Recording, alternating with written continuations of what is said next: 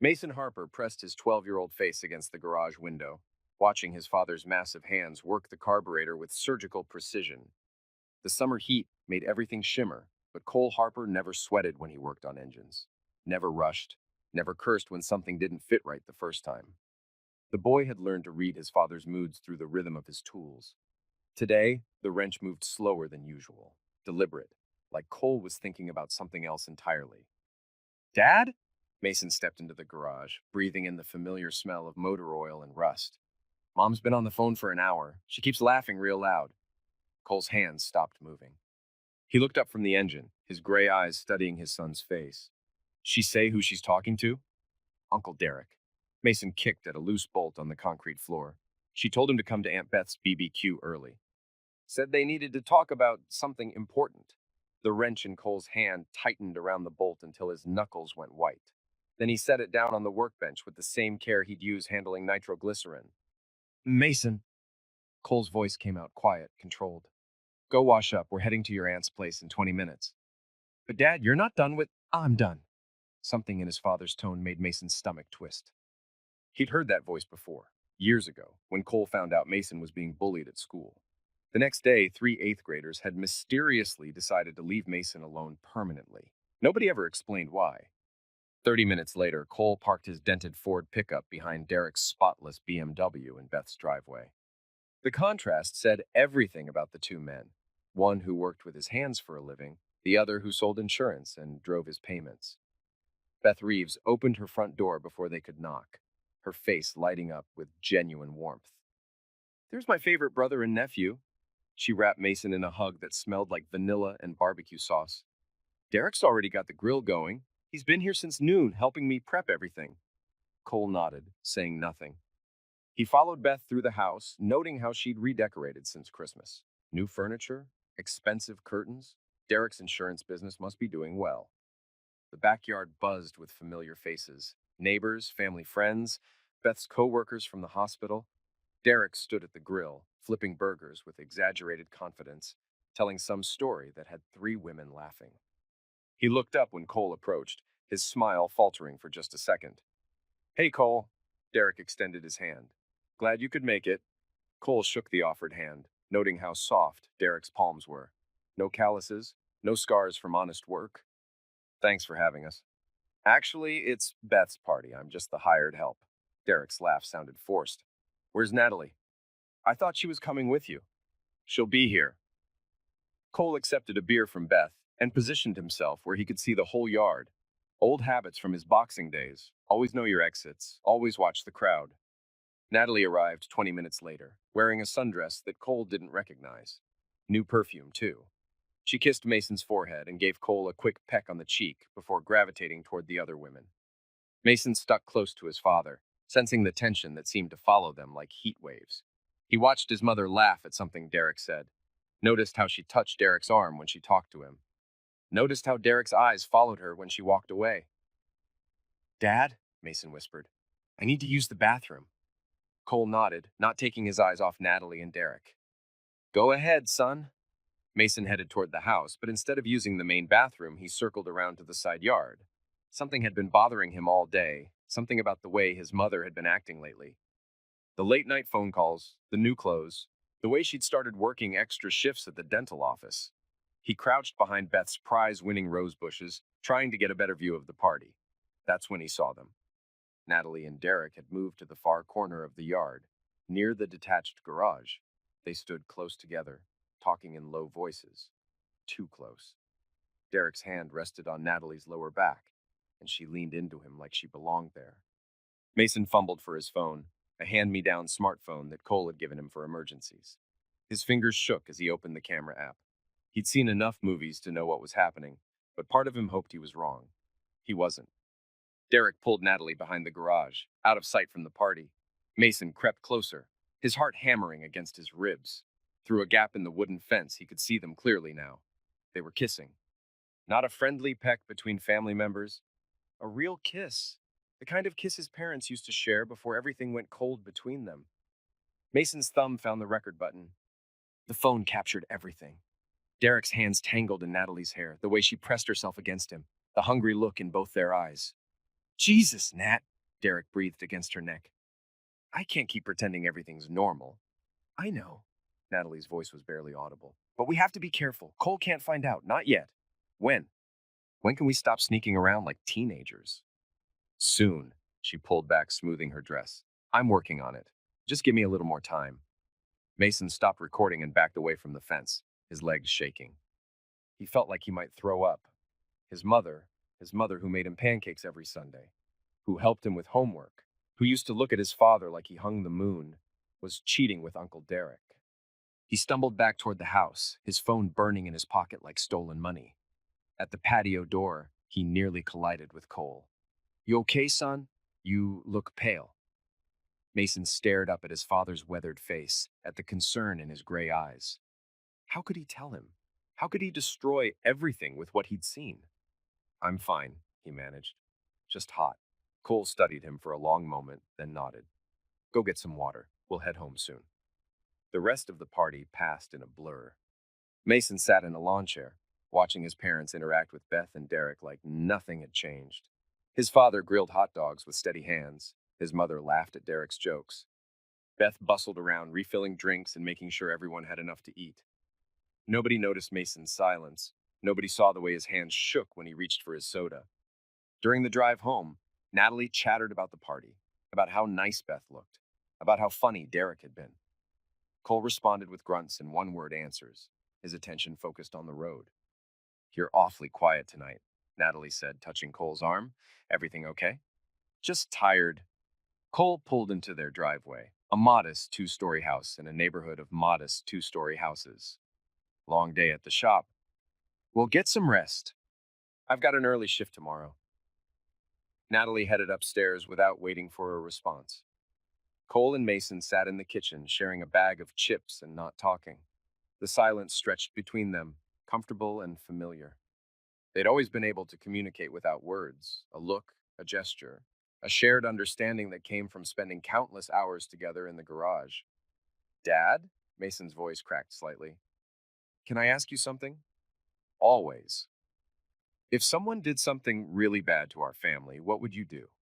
Cole set down his beer and turned to face his son. Depends on what they did and who they were. What if it was someone we trusted? Someone who was supposed to be on our side? The question hung in the air between them. Cole's eyes narrowed slightly, and Mason saw something shift in his father's expression, a hardness that hadn't been there before. Mason. Cole's voice was carefully neutral. Is there something you need to tell me? Mason's heart pounded. He thought about his mother upstairs, probably texting Derek right now. He thought about Beth, who had no idea her husband was cheating. He thought about all the family dinners they'd shared, all the holidays, all the times Derek had called him nephew and ruffled his hair. Not yet, he whispered, but maybe soon. Cole nodded slowly. When you're ready to talk, I'll be here. Okay? Okay. They finished their chips in silence, but Mason could feel his father's attention on him like a physical weight. Cole Harper might be quiet, but he wasn't stupid. He knew something was wrong. The next morning, Mason woke to the sound of his parents arguing in the kitchen. Their voices were low, but the tone was unmistakable, sharp, bitter, full of accusations and denials. I'm not stupid, Natalie. Cole's voice carried up the stairs. You think I don't notice when you're working late 3 nights a week? When you're getting texts at midnight? Don't be ridiculous. Natalie's laugh sounded forced. You're being paranoid. Am I?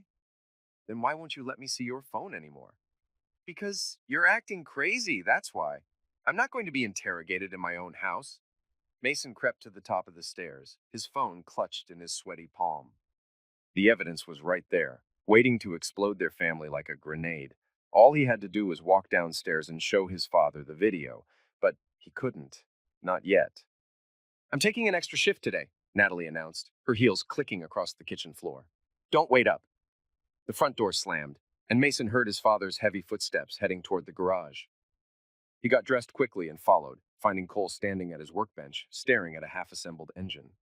Dad? Cole didn't look up. Your mother's working a lot lately. Yeah. Mason sat on an overturned crate, the same spot he'd occupied since he was old enough to hold a wrench. Dad, I need to show you something. Cole's hands stilled. What is it, son? Mason pulled out his phone, his fingers trembling as he navigated to the video. Yesterday at the party, I saw something. He held out the phone, and Cole took it with steady hands. Mason watched his father's face as the video played, watched the color drain from his cheeks, watched his jaw tighten until the muscles stood out like ropes. Cole watched the entire thing twice, his expression never changing. When it ended, he set the phone down gently and looked at his son.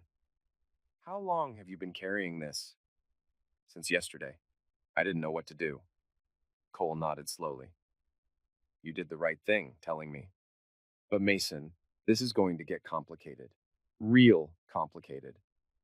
Are you going to divorce Mom? I don't know yet.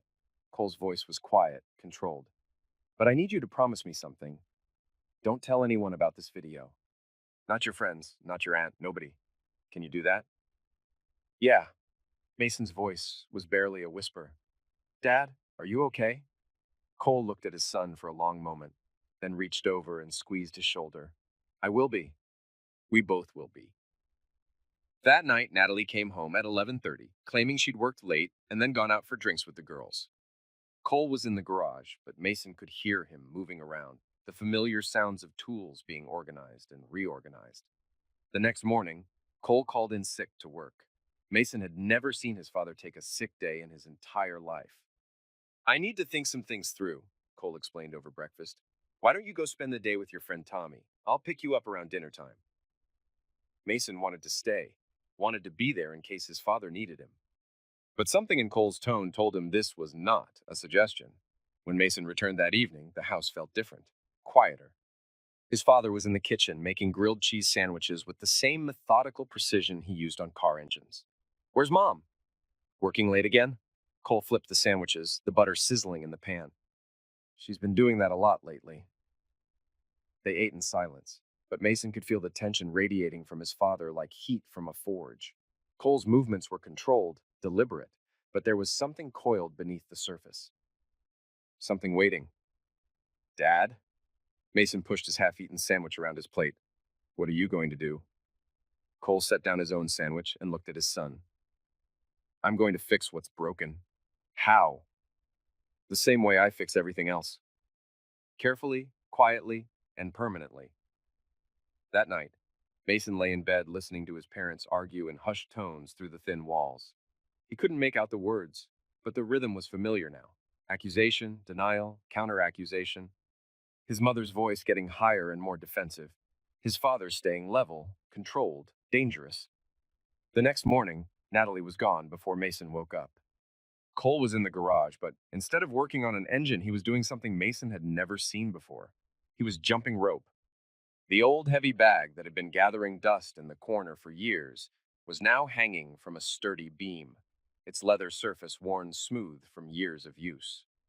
Cole's boxing gloves lay on the workbench, along with hand wraps and a water bottle. Dad? Mason stood in the doorway, watching his father move with a fluid grace that seemed impossible for such a big man. What are you doing? Cole stopped jumping and turned to face his son. Sweat beaded on his forehead, but his breathing was steady. Getting back in shape. For what? For whatever comes next. Mason had heard stories about his father's boxing days, mostly from his grandfather before he died. Golden Gloves champion, undefeated amateur record. Turned pro briefly before a hand injury and marriage to Natalie had changed his priorities. Looking at Cole now, Mason could see glimpses of that younger man. The way he moved, the way he held himself, the controlled violence in his shoulders and hands. Are you going to fight Uncle Derek? Cole unwrapped his hands slowly, considering the question. Fighting's not always about throwing punches, son. Sometimes it's about timing, about waiting for the right moment. When will that be? When I'm ready. When everything's in place. Cole hung up the jump rope and reached for a towel. These things take time to do right. Over the next 2 weeks, Cole established a routine. He'd wake up before dawn, work out in the garage, shower, make breakfast for Mason, then spend the day doing things he'd never done before. He visited a lawyer, he went to the bank. He made phone calls to people Mason didn't recognize. He drove around town at odd hours, sometimes following routes that seemed to have no purpose. But most importantly, he watched. He watched Natalie leave for work and return home. He watched her phone habits, her new clothes, her changed behavior. He watched Derek's patterns too, when he left for work, when he came home, where he went during lunch breaks. Mason watched his father watching and slowly began to understand. This wasn't about anger or revenge. This was about preparation, about gathering intelligence, about planning something that would work perfectly the first time. Dad, Mason said one evening as they worked together replacing brake pads on a neighbor's car, how long are you going to wait? Cole tightened a bolt with precise pressure. 3 more weeks. Why 3 weeks? Because that's when everything will be in place. Cole looked up from the brake assembly. Mason, when this starts, things are going to get ugly. Your mother is going to say things about me, about us. People are going to take sides. What people? Family, friends, people we thought we could trust. Cole's voice was matter of fact, like he was discussing the weather. Are you ready for that? Mason thought about his mother's laughter, about the way she used to look at his father, about the video on his phone that had started all of this. Yeah, I'm ready. Cole nodded and went back to work. But Mason caught something in his father's expression, a flash of pride mixed with sadness, like he was proud of his son's loyalty but sorry it was necessary. The first crack in Natalie's facade came on a Tuesday night. She came home late, claiming she'd been at a work meeting, but Mason could smell cologne on her clothes. Not his father's cologne, something expensive and unfamiliar. Cole was in the living room, reading a book about small business law. He looked up when Natalie entered, his expression neutral. How was work? Fine. Natalie's voice was tight. Why are you reading that? Just curious about some things. Cole closed the book and set it on the coffee table. Did you know that Pennsylvania is a no-fault divorce state? Natalie froze halfway to the stairs. What's that supposed to mean? Nothing. Just interesting legal trivia. Cole stood up, stretching. I'm going to bed. You coming? In a minute. I want to make some calls first. Cole nodded and headed upstairs. Mason, who had been listening from the kitchen, slipped out the back door and around to the side of the house. Through the living room window, he could see his mother pacing back and forth, her phone pressed to her ear. He's suspicious, she whispered. He's asking questions about work, about where I've been. Mason couldn't hear the response, but he could see the tension in his mother's shoulders. I don't know, she continued. Maybe we should cool things down for a while. Until he stops paying attention. Another pause. I know you don't want to wait, but we have to be smart about this. Her voice rose slightly. If he finds out before I'm ready, he could make things very difficult for us. Mason crept closer to the window, his heart pounding. The house is in both our names, but he put most of the down payment. If we divorce, I might not get much. Natalie sat down heavily on the couch. I need to talk to a lawyer, figure out how to protect myself. The conversation continued for another 10 minutes, but Mason had heard enough. His mother wasn't just cheating on his father. She was planning to leave him and take as much as she could in the process. He slipped back into the house and up to his room, but sleep wouldn't come. Every time he closed his eyes, he saw his mother's face in the window, calculating and cold. This was a side of her he'd never seen before, and it scared him. The next morning, Cole was already in the garage when Mason came downstairs. The heavy bag swayed slightly from a recent workout, and Cole's knuckles were red and raw. Dad, Mason approached carefully. I heard Mom on the phone last night. Cole's hands stilled on the hand wraps he was rewinding. What did she say? Mason repeated the conversation word for word, watching his father's face carefully. Cole's expression never changed, but something shifted in his eyes, a hardness that hadn't been there before. She's talking to a lawyer, Mason finished. She wants to take the house. Cole nodded slowly. Good to know. Aren't you mad? No point in being mad. Cole hung up the hand wraps and turned to face his son. Anger makes you sloppy. Makes you stupid. This is about justice, not revenge. What's the difference? Cole considered the question. Revenge is about making someone pay for what they did. Justice is about making sure they can't do it again. That afternoon, while Natalie was at work, Cole made a series of phone calls. Mason listened from the kitchen, trying to piece together his father's plan. Tanner, it's Cole Harper. I need a favor. Tanner Quinn owned a bar called the Rusty Anchor, a working-class place where Cole occasionally went for a beer after work. Mason had met him a few times, a solid, dependable man who'd served in the military before coming home to run his family's business.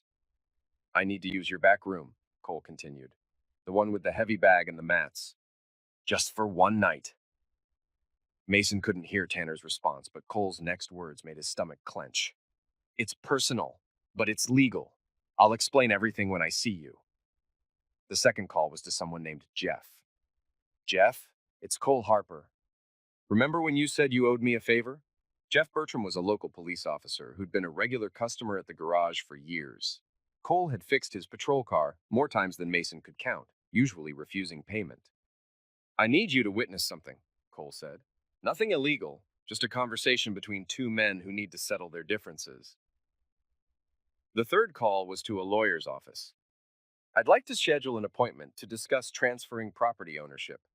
Yes, I understand there might be tax implications. Thursday would be fine. Mason's head spun, trying to follow the connections. His father was setting up something elaborate, something that involved multiple people and careful timing. Dad? Mason found Cole in the garage that evening, methodically organizing his tools.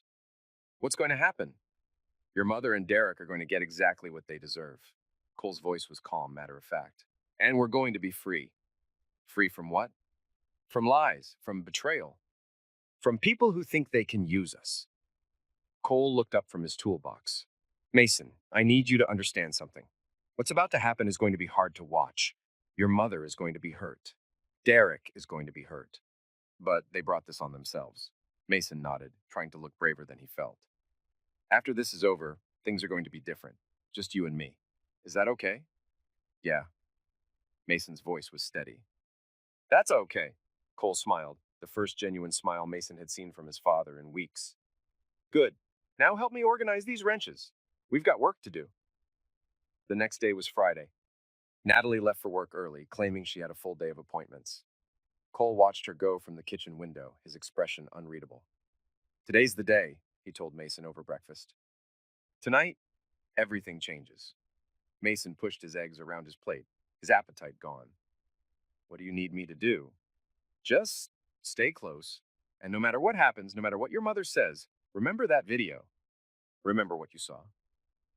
Cole spent the morning making final preparations. He called Tanner to confirm the evening's arrangements. He visited the lawyer to finalize some paperwork. He stopped by the bank to make a withdrawal. When he returned home, he found Mason in the garage, sitting on his usual crate and staring at the heavy bag. You scared? Cole asked. Yeah, a little. That's normal. Being scared keeps you sharp. Cole sat down on another crate, facing his son. Mason, after tonight, people are going to say things about me. They're going to call me cruel, or violent, or wrong. Are you ready for that? Mason thought about his mother's betrayal, about the lies she'd told, about the way she'd been planning to take everything from them. Yeah, I'm ready. Good boy. Cole stood up and walked to an old footlocker in the corner of the garage. He opened it and removed a manila envelope. I want you to hold on to this. If anything happens to me, if I get arrested or hurt, you give this to your Aunt Beth. Understand? Mason took the envelope, his hands shaking slightly. What is it? Insurance and evidence. Everything she needs to know the truth. That evening, Cole dressed carefully. Dark jeans, a black t-shirt, steel-toed boots. He looked like he was preparing for battle, and Mason supposed he was. Where are we going? Mason asked as they got in the truck. To the Rusty Anchor. Tanner's having a little gathering tonight. Your mother and Derek will be there. How do you know? Cole smiled grimly. Because I invited them. The Rusty Anchor sat at the edge of town, a squat brick building with neon beer signs in the windows, and a parking lot full of pickup trucks. Mason had never been inside, but he'd heard stories about the place. Working men unwinding after long shifts, occasional fights, the kind of bar where people minded their own business. Tonight, however, the parking lot was fuller than usual. Mason recognized several cars, including Derek's BMW and his mother's Honda. Dad, Mason said as they sat in the truck, I'm scared. Cole reached over and squeezed his son's shoulder. I know, but remember, we're not the bad guys here. We're just finishing what other people started. They walked into the bar together, and Mason was surprised by how normal everything looked. People were drinking, laughing, playing pool. His mother sat at a corner table with Derek and several other people, looking relaxed and happy. When she saw Cole and Mason, her face changed. The smile faded, replaced by something harder. "Cole," she said as they approached, "I didn't expect to see you here. Tanner invited us." Cole's voice was neutral. "Said there was something special happening tonight." Derek shifted uncomfortably in his seat. "What kind of something special?" Cole smiled, but it didn't reach his eyes. "A conversation that's long overdue." Tanner appeared at Cole's elbow, a solid man in his 50s with military bearing and knowing eyes. "Cole, everything's ready in the back room. Whenever you're ready." "Back room?" Natalie's voice rose slightly. "What's going on?" Cole looked at his wife, really looked at her, for the first time in weeks. "We're going to have a talk. You, me, and Derek. About the future." "I don't know what you're talking about." "Sure you do." Cole's voice remained calm. "You've been planning our future for months. Now it's time to make it official." Derek started to stand up. "Look, Cole, I think there's been some misunderstanding." "Sit down." Cole's voice cut through the bar noise like a blade. "Unless you want to have this conversation in front of everyone." Something in Cole's tone made Derek sink back into his chair. Other patrons were starting to notice the tension, conversations dying as people turned to watch. "The back room," Cole repeated. "Now." Natalie looked around the bar as if searching for an escape route. "Cole, you're scaring me. What's this about?" Cole reached into his pocket and pulled out a small device, Mason's phone. He set it on the table, screen facing up. "This is about honesty," he said quietly. "About truth. About consequences." Natalie's face went white as she recognized the phone. Her eyes darted to Mason, who stood beside his father like a soldier at attention. "You little—" she started, but Cole's hand slammed down on the table, cutting her off. "Don't—" His voice was deadly quiet. "Don't you dare blame him for your choices!" The bar had gone completely silent now. Everyone was watching, waiting to see what would happen next. "Back room," Cole said again. "Unless you want me to press play right here, right now, in front of everyone." Derek was the first to move, his face ashen. Natalie followed, her heels clicking on the wooden floor. Cole gestured for Mason to stay behind, then followed them through a door marked private. The back room was small, windowless, furnished with a couple of chairs and exercise equipment. Tanner was already there, along with Officer Jeff Bertram, who nodded at Cole. "What the hell is this?" Derek demanded. "Some kind of setup?" "Just a conversation," Cole replied. "Between adults who need to clear the air." He pulled out a chair and sat down, his movements deliberate and controlled. "Natalie, Derek, please sit." They sat, but remained on the edge of their chairs, ready to bolt. "3 months ago," Cole began, "my life was simple. I had a wife I trusted, a son I loved, and a brother-in-law I respected. Then things started to change." He looked at Natalie. "Late nights at work, new clothes, mysterious phone calls. A distance between us that I couldn't explain." "Cole, I can explain. You can explain by being quiet and letting me finish." Cole's voice never rose, but it carried absolute authority. "2 weeks ago, my son came to me with something that changed everything." He held up Mason's phone. "Would you like to see what he found? Or would you prefer to tell everyone yourself?" Natalie's hands were shaking. "It's not what you think." "It's exactly what I think." Cole turned to Derek. "You've been sleeping with my wife, in my house, behind my back, behind Beth's back." Derek's face was red, but he tried to bluster. "You can't prove anything." Cole pressed play on the phone. The video filled the small room with sound. Natalie's voice, Derek's heavy breathing, the unmistakable sounds of betrayal. When it ended, the silence was deafening. "Jesus," Officer Bertram muttered. "Cole, I'm sorry." Cole nodded at the officer, then turned back to Natalie. "The question now is what happens next." "We can work this out," Natalie said quickly. "It doesn't have to be." "Yes, it does." Cole's voice was final. "You made your choice. Now you get to live with it." He reached into his jacket and pulled out a manila envelope. "Divorce papers already signed on my end. All you have to do is sign, and this is over." Natalie stared at the papers. "What about the house? What about Mason?" "The house is mine. Always has been. Inherited from my father before we got married." Cole's smile was cold. "As for Mason, he's old enough to choose where he wants to live, and he's already chosen." Derek finally found his voice. You can't just. Can't what? Cole stood up, and suddenly the small room felt even smaller. Can't protect my family? Can't defend what's mine? Can't make sure my son doesn't grow up thinking it's okay to betray people who trust you? Cole, please, Natalie whispered. Don't do this. I'm not doing anything. Cole's voice was calm, reasonable. You did this. Both of you. I'm just finishing what you started. He turned to Derek. You want to know what happens next? You're going to go home and tell Beth everything, tonight, before someone else does. I can't. You can, and you will. Because if you don't, I'll tell her myself. And I'll make sure everyone in this town knows exactly what kind of man you really are. Cole's eyes were hard as flint. You have until tomorrow morning to come clean. After that, all bets are off. Derek's face was pale, but he nodded. Cole turned back to Natalie. Sign the papers. What if I don't? Then we do this the hard way. Public divorce, contested custody. Everyone in town knowing every dirty detail of what you did? Cole's voice was matter of fact. Your choice. Natalie stared at the papers for a long moment, then picked up the pen. Her signature was shaky, but legally binding. Good. Cole took the papers back. Officer Bertram is here as a witness. Everything we've discussed tonight is legal and voluntary. Jeff nodded. Just two adults working out their differences. No laws broken. Cole looked at Natalie and Derek one last time. You're free to go, both of you. But remember, this town is small. People talk, and they remember. Natalie stood up on unsteady legs. Cole, No. Cole's voice was final. You don't get to explain. You don't get to apologize. You made your choice. Now live with it. Derek was already at the door, desperate to escape. Natalie followed, but turned back once more. What about Mason? When can I see him? Cole's expression didn't change. When he wants to see you. If he ever wants to see you.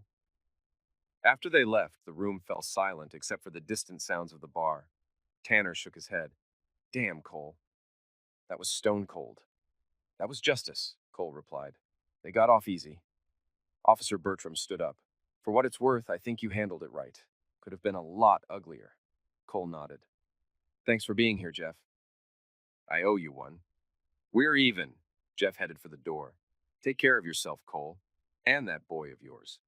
When they were alone, Tanner clapped Cole on the shoulder. How you feeling? Empty. Cole's voice was quiet, but clean. Like I just took out the trash. They walked back into the main bar where Mason was waiting at a corner table. The boy looked up when he saw his father, searching his face for clues. It's done, Cole said simply. Mason nodded, trying to look mature beyond his 12 years. What happens now? Now we go home, pack some things. We're going away for a while. Where? Cole smiled, and for the first time in weeks, it reached his eyes. Your grandfather's cabin. Up at the lake. Remember? Mason's face lit up. He'd spent summers at the cabin when he was younger before his grandfather died and the family stopped making the trip. Really? Really? Time for a fresh start. They drove home in comfortable silence. The tension that had plagued their house for months finally broken. When they pulled into the driveway, Cole noticed that Natalie's car was already gone. Inside, the house felt different, lighter somehow. Cole and Mason moved through the rooms methodically, packing clothes and necessities. In the master bedroom, Cole found that Natalie had taken most of her things. Her dresser was empty, her side of the closet cleared out. She'd left her wedding ring on the nightstand. Cole picked it up, studying the simple gold band in the lamplight. 15 years of marriage reduced to a circle of metal, no bigger than a quarter. Dad? Mason appeared in the doorway. I'm packed. Cole pocketed the ring. Good. Let's load the truck. As they carried their bags outside, Cole's phone buzzed with a text message. He glanced at the screen, then showed it to Mason. It was from Beth. Derek told me everything. I'm so sorry, Cole. Thank you for making him tell the truth. Another message came through immediately after. If you need anything, call me. Family sticks together. Cole smiled grimly. At least one person in this mess has some integrity. They finished loading the truck just as another car pulled into the driveway. Cole tensed, but relaxed when he saw it was Tanner. Thought you might need some backup, Tanner said, getting out of his car, in case she came back with reinforcements. She won't be back tonight. Cole shook Tanner's hand. but I appreciate it. Where you headed? The lake. My dad's old place. Tanner nodded approvingly. Good choice. Get some distance. Let things settle. What about work? I'll talk to Jim at the garage, explain the situation. Your job will be waiting when you get back. Cole felt a surge of gratitude for this solid, dependable man who asked no questions and offered only support. Thanks, Tanner. Don't mention it. Men like us stick together. They shook hands again, and Tanner got back in his car. As he drove away, Cole and Mason climbed into the truck. You ready for this? Cole asked.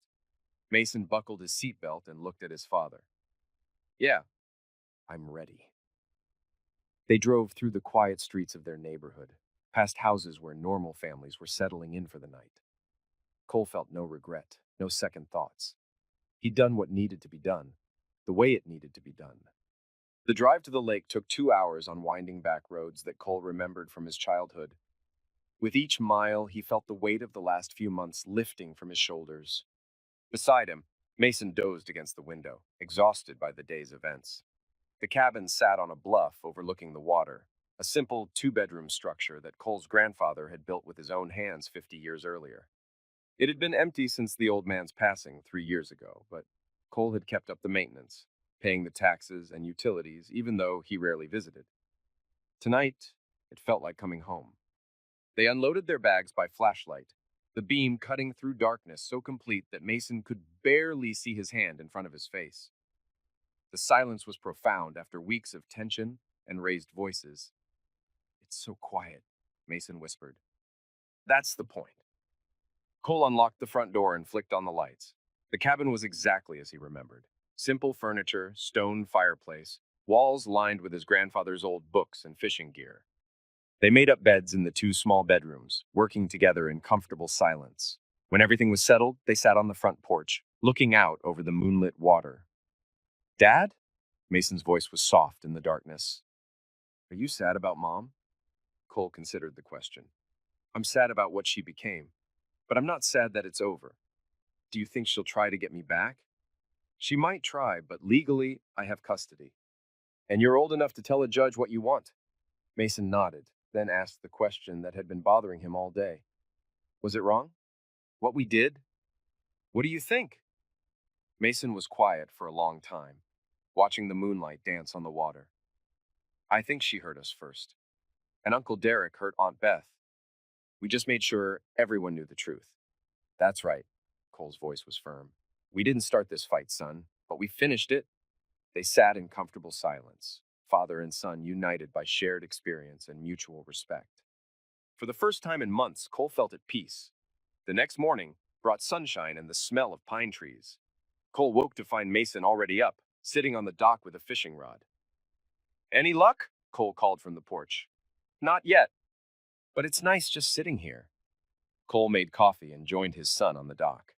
The lake was like glass, reflecting the surrounding mountains in perfect detail. Your grandfather taught me to fish right here, Cole said. Same spot, same time of morning. What was he like? A lot like you, actually. Quiet, thoughtful. Never said much. But when he did speak, it was worth hearing. They fished in companionable silence for an hour, not caring whether they caught anything. It was enough just to be there, together, free from the weight of betrayal and broken promises. Cole's phone buzzed around 9 o'clock. He glanced at it, then set it aside without answering. Who was it? Mason asked. Your mother, probably wanting to talk. Are you going to call her back? Not today, maybe not ever. Depends on whether she's calling to apologize or to make demands. Another text came through, then another. Cole turned the phone off and slipped it into his pocket. This is our time, he said. No interruptions. They spent the morning exploring the property, checking on the old outbuildings and walking the trails that Cole remembered from his youth. Everything was smaller than he remembered, but more meaningful somehow. Around noon, they drove into the nearby town for supplies. The general store hadn't changed in 20 years. Same wooden floors, same handwritten signs, same elderly clerk who remembered Cole from his childhood visits. Cole Harper, the old man said with a smile. Haven't seen you in years. This your boy? Yes, sir. Mason, this is Mr. Henley. He used to give me penny candy when I was your age. Mason shook the old man's hand politely. Nice to meet you, sir. They loaded up on groceries and headed back to the cabin. As they put things away, Cole felt something he hadn't experienced in years: contentment. Simple, uncomplicated satisfaction with his life and his choices. That evening, they grilled steaks on the old propane grill and ate on the porch as the sun set over the water. Mason had caught a small bass earlier in the day, which they cleaned and cooked alongside the steaks. Best meal I've had in months, Cole said, and meant it. Me too. Mason looked across the table at his father. Dad, are we going to stay here forever? Would you want to? Mason considered this seriously. Maybe. It's peaceful. But I'd miss my friends, and you'd miss your job. We'll go back, Cole assured him. But not yet. We need some time to let things settle. Let people get used to the new situation. What about school? You can finish the year online if we need to.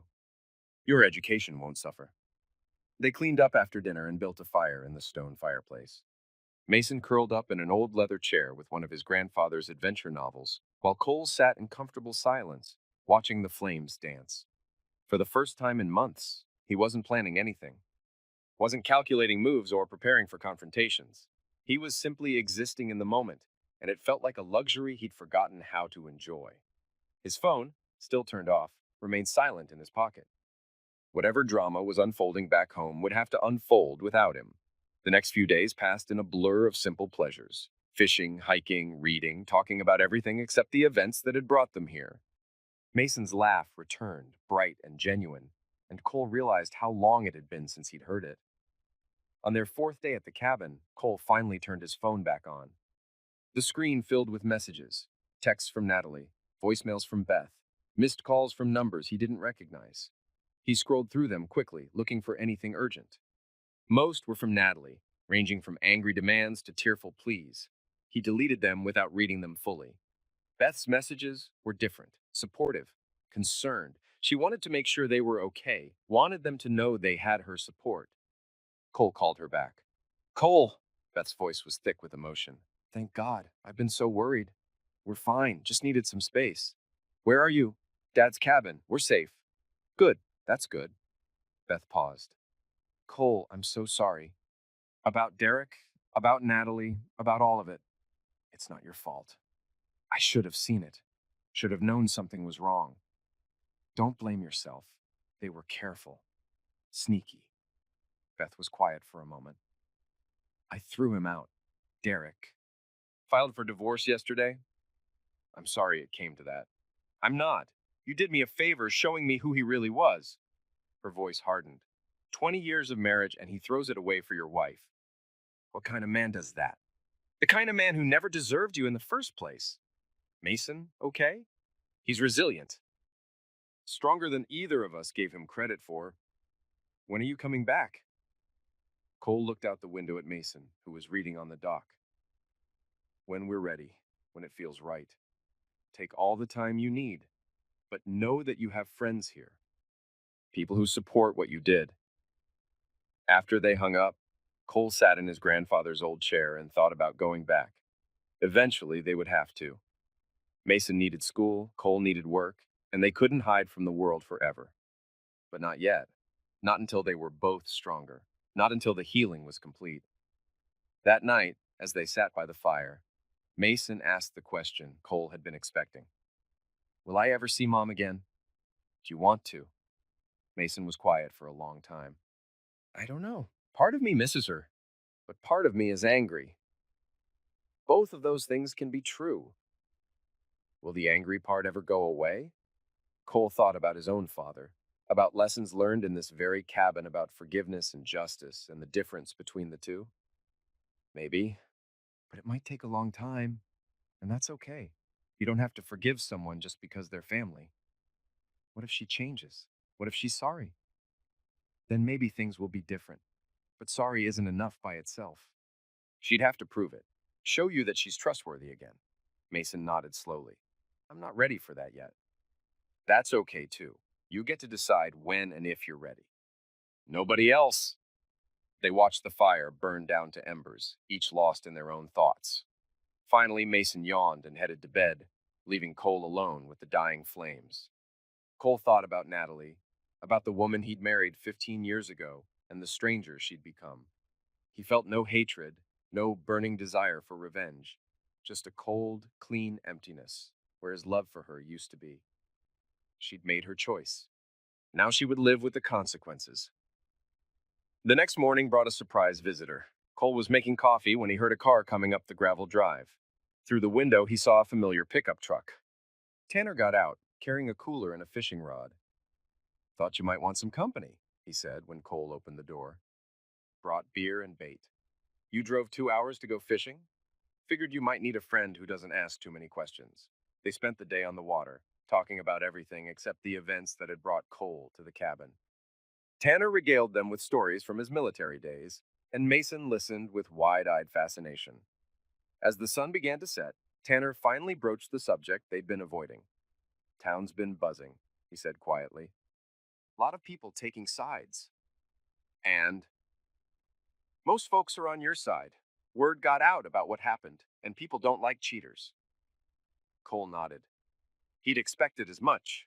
Small towns had long memories and strong opinions about loyalty and betrayal. Natalie's been staying with her sister in Pittsburgh, Tanner continued. Beth filed for divorce. Derek's living in a motel. Good.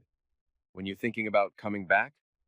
Cole looked at Mason, who was cleaning fish at the dock's edge. Soon. A few more days, maybe a week. Your job's waiting. Jim made that clear to everyone. I appreciate that. Tanner finished his beer and stood up. Take all the time you need, Cole, but don't let them drive you away permanently. This is your home, too. After Tanner left, Cole and Mason cooked the fish they caught and ate dinner on the porch. The evening was warm, with a gentle breeze off the water that carried the scent of pine and wildflowers. Dad? Mason set down his fork and looked across the table. I'm ready to go home. You sure? Yeah. I miss my friends, and I want to go back to school. Cole nodded. We'll leave tomorrow morning.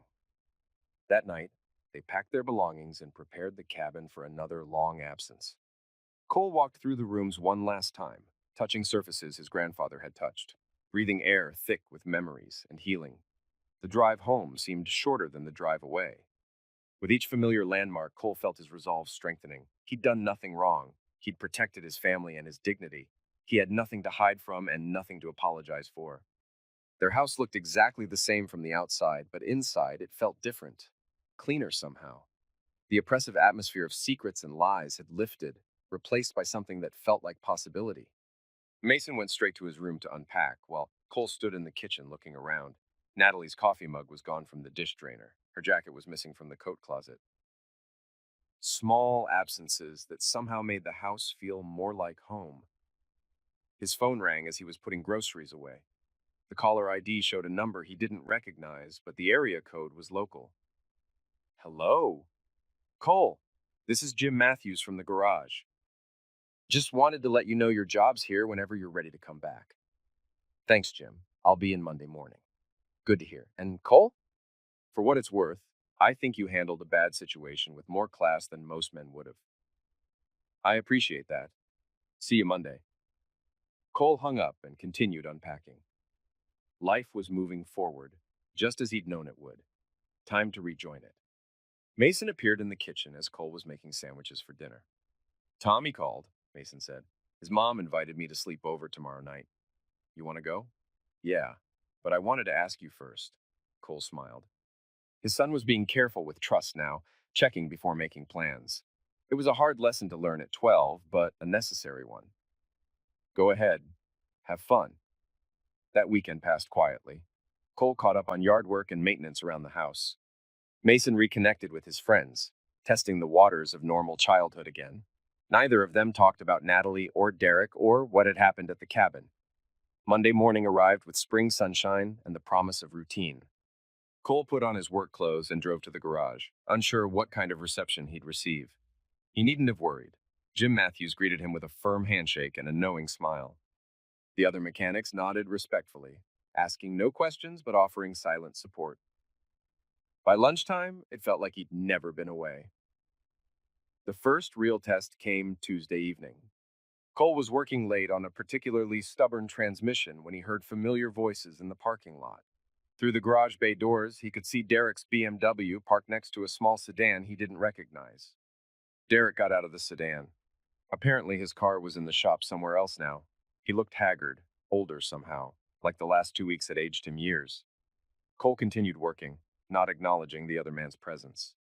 After a few minutes, Derek approached the bay. Cole. Cole looked up from the transmission, his hands still covered in grease. Derek, can we talk? I don't think we have anything to say to each other. Derek shifted uncomfortably. I wanted to apologize for everything. Cole wiped his hands on a shop rag, taking his time. Okay, you apologized. Is that it? What did you expect? Forgiveness? Absolution? Cole's voice was calm, matter of fact. You slept with my wife, Derek. Behind my back. Behind Beth's back. You violated every rule of family, friendship, and basic human decency. I know, I screwed up. But we were friends once. We were never friends. Cole's voice cut through Derek's words like a blade. Friends don't do what you did. Friends can be trusted. Derek's face reddened. Look, I get that you're angry. I'm not angry anymore. Angry was 3 weeks ago. Now I'm just done. Cole turned back to the transmission, dismissing the other man completely. After a moment, he heard Derek's footsteps retreating across the concrete floor. The encounter left Cole feeling oddly satisfied. He'd expected to feel rage or hurt or something stronger than the cold indifference he actually felt. But this was better. Rage would have given Derek power over him. Indifference meant the man simply didn't matter anymore. Life settled into a new rhythm over the following weeks. Work, home, time with Mason, occasional dinners with Beth, who was navigating her own divorce proceedings. Cole found he enjoyed the simplicity of it, the absence of drama and complications. Mason thrived in the new environment. His grades improved, his mood brightened, and he started bringing friends around again. The house that had been so tense and unhappy began to feel like a home where laughter was possible. The only shadow was Natalie's continued attempts at contact. She called, texted, even showed up at the house once while Cole was at work. Mason had handled that encounter with remarkable maturity, telling her through the door that he wasn't ready to talk and asking her to leave. What did she say? Cole asked when he got home. That she missed me. That she wanted to explain. Mason's voice was steady, but Cole could see the confusion in his eyes. I told her maybe someday, but not now. That was the right response. You don't owe her anything until you're ready. When will I be ready? You'll know. One evening in late May, as Cole and Mason were grilling burgers in the backyard, Mason brought up the subject they'd been avoiding. Dad, what if Mom wants to get back together? Cole flipped the burgers, considering his answer carefully. How would you feel about that? Scared, confused. Mason poked at the coals with a stick. Part of me wants things to go back to how they were before, but I know they can't. Why not? Because I'll always know what she did. Even if I forgive her, I'll always remember. Cole nodded. That's very wise. But what if she's really sorry? What if she promises it won't happen again? Mason, promises are easy to make and hard to keep. What matters is action. What someone does, not what they say they'll do. Has she done anything to show she's sorry? Cole thought about this. Has she apologized to you directly? Has she taken responsibility for what she did without making excuses? Has she done anything to repair the damage she caused? Mason shook his head slowly. She keeps calling, but she hasn't really said she was sorry. She keeps saying it's complicated and that there were problems between you and her that I don't understand. And what do you think about that? I think that even if you guys had problems, it doesn't make what she did okay. If she was unhappy, she should have talked to you or gotten divorced first. She shouldn't have snuck around and lied to everyone. Cole felt a surge of pride in his son's clear thinking. That's exactly right. They ate their burgers in comfortable silence, watching the sun set behind the neighbors' trees. This was what peace felt like, Cole realized. Not the absence of conflict, but the presence of trust and honesty. As summer approached, Cole made a decision that surprised even him. He called Beth one evening with a proposal. I'm thinking about taking Mason on a road trip, he said. Week or two. Hit some national parks, maybe see the Grand Canyon. That sounds wonderful. When? Soon as school lets out. Give us both a chance to see some country, spend some time together. Does Mason know? Not yet. Wanted to run it by you first. Make sure there weren't any family obligations I was forgetting. Beth laughed, and Cole was pleased to hear genuine joy in the sound. The only obligation is to have fun. You both deserve it. When Cole told Mason about the trip, the boy's face lit up with excitement he hadn't shown since before the whole mess began. Really? Just us? Just us. 2 weeks, open road, no schedule. Where will we go? Wherever we want. That's the point. They spent the next few weeks planning the route, poring over maps and guidebooks, researching campgrounds and hiking trails. It felt like preparing for an adventure, which Cole supposed it was. The night before they left, as Cole was loading camping gear into the truck, his phone rang. Natalie's name appeared on the screen. He almost didn't answer. Then, on impulse, he did. Hello, Natalie. Cole? Her voice was different somehow, smaller. I heard you're taking Mason on a trip. That's right. I was hoping, I was wondering if I could see him before you go. Just for a few minutes. Cole looked toward the house where Mason was in his room, probably too excited about the trip to sleep. That's not my decision to make, he said finally. It's his. Will you ask him? I'll ask him. But I won't pressure him either way. Thank you. Cole hung up and went inside. He found Mason in his room, stuffing clothes into a duffel bag with no regard for organization. Your mother called, Cole said. She wants to see you before we leave. Mason's hands stilled on the clothes. What did you tell her? That it's your choice. Mason sat down on his bed, looking younger than his 13 years. What do you think I should do? I think you should do whatever feels right to you. If you want to see her, see her. If you don't, that's okay too. Will you be there? If I do see her? If you want me to be? Mason was quiet for a long time. Finally, he nodded. Okay, but just for a little while, and you have to stay with me. Cole called Natalie back and arranged for her to come by the next morning before they left. When she arrived, driving a car Cole didn't recognize, he felt nothing but mild curiosity about how much she'd changed. She looked tired, thinner than he remembered. The confident woman who'd betrayed her family had been replaced by someone uncertain, diminished. Mason greeted her politely but kept his distance, staying close to Cole's side. They sat in the living room that had once been her home, and the awkwardness was palpable. You look good, she said to Mason. Taller. Thanks. Your father says you're doing well in school. Yeah. The conversation continued in stilted exchanges, Natalie trying to bridge a gap that seemed to widen with every word. Finally, she gave up on small talk. Mason, I want you to know how sorry I am. For everything. For hurting you and your father. For breaking up our family. Mason listened without responding. I made terrible choices, she continued. I was selfish and stupid, and I hurt the people I love most. Why? Mason's voice was barely audible. I don't know. I wish I had a good answer, but I don't. I was unhappy, and instead of dealing with it honestly, I made everything worse. Were you unhappy because of us? Because of me and Dad? No. Natalie's voice was fierce. No, baby, it was never about you. You're the best thing I ever did, and your father is a good man, better than I deserved. She looked at Cole, and he saw genuine regret in her eyes. I threw away everything good in my life for something that wasn't worth having. What about Uncle Derek? That's over. Has been over since that night at the bar. He was just an escape, a way to feel different about myself. But it wasn't real, and it wasn't worth what it cost. Mason absorbed this, processing it with the careful consideration that had become his trademark. Are you happy now? He asked. No, I'm not happy. I miss you. I miss our family. I miss the life I threw away. Do you want to come back? The question hung in the air like smoke. Natalie looked at Cole, then back at her son. I would if I could, but I know that's not possible. I know I hurt you too badly for things to go back to how they were. Then what do you want? I want you to know that I love you, that what I did had nothing to do with you and everything to do with my own problems. And I want you to know that when you're ready, if you're ever ready, I'd like to be part of your life again. Mason nodded slowly. I need time to think about that. I understand. Take all the time you need. She stood up, and Cole walked her to the door. On the porch, she turned back to him. He's grown up a lot. He's had to. You've done a good job with him. better than I would have. Cole didn't respond to that. Cole? Her voice was tentative. Do you think you'll ever forgive me?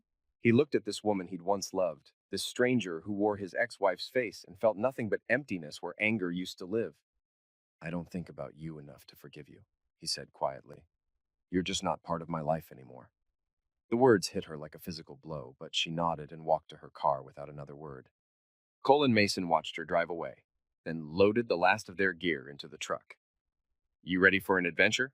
Cole asked. Mason grinned, and for the first time since this whole mess began, it was a completely genuine smile. Let's go see the country, Dad. They drove west into the morning sun, leaving behind the complications and betrayals of the past 6 months. The road stretched ahead of them, full of possibilities and new horizons. As they crossed the state line into Ohio, Mason fell asleep against the passenger window. Cole drove in comfortable silence, thinking about the man his son was becoming and the future they were building together. Behind them, their old life grew smaller in the rearview mirror. Ahead, the world opened up like a promise. For the first time in longer than he could remember, Cole Harper was completely, genuinely free, and it felt like coming home.